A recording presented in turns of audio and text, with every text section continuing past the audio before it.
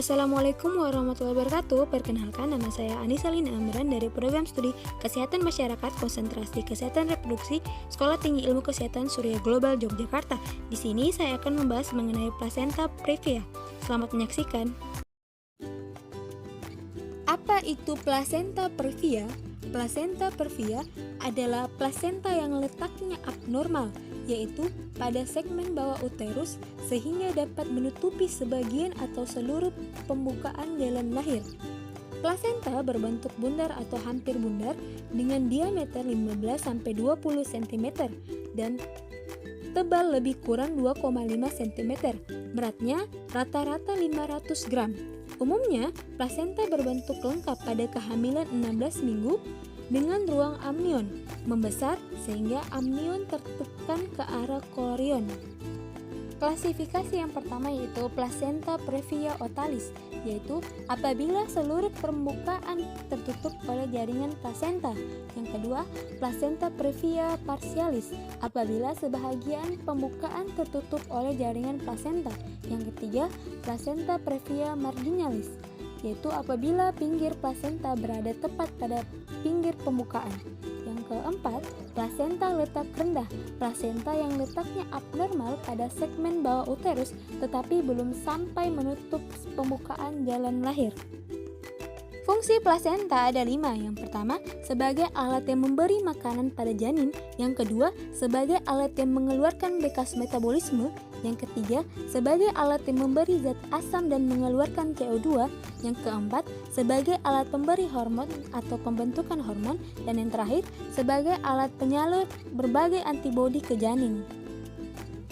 Perdarahan antepartum akibat plasenta previa terjadi pada kehamilan 10 minggu saat segmen bawah uterus membentuk dari mulai melebar serta menipis.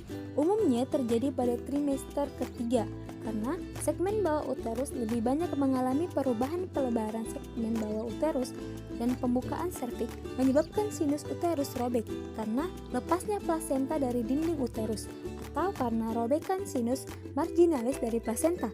Pendarahan tidak dapat dihindari karena ketidakmampuan serabut otot segmen bawah uterus untuk berkontraksi seperti pada plasenta letak normal. Komplikasi pada ibu dapat terjadi pendarahan hingga shock akibat pendarahan, anemia karena pendarahan, plasentitis, dan endometritis pasca persalinan. Dan pada janin biasanya terjadi persalinan prematur dan komplikasi seperti asfiksi berat. Diagnosa yang pertama yaitu amnesis, yaitu pendarahan jalan lahir pada kehamilan setelah 22 minggu berlangsung tanpa nyeri, terutama pada multigravida. Banyaknya pendarahan tidak dapat dinilai dari anamnesis, melainkan pada pemeriksaan hematokrit. Pemeriksaan luar, bagian bawah janin biasanya belum masuk pintu atas panggul presentasi kepala, biasanya kepala masih terapung di atas pintu atas panggul, mengelak ke samping, dan sukar didorong ke dalam pintu atas panggul. Yang ketiga, pemeriksaan in specula. Pemeriksaan bertujuan untuk mengetahui apakah pendarahan berasal dari osum uteri externum atau dari ostium uteri externum. Adanya plasenta previa harus dicurigai.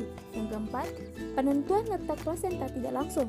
Penentuan letak plasenta secara tidak langsung dapat dilakukan radiologi, radiosotope atau ultrasonografi. Ultrasonografi, penentuan letak plasenta dengan cara ini ternyata sangat tepat, tidak menimbulkan bahaya radiasi pada ibu maupun janin dan tidak menimbulkan rasa nyeri.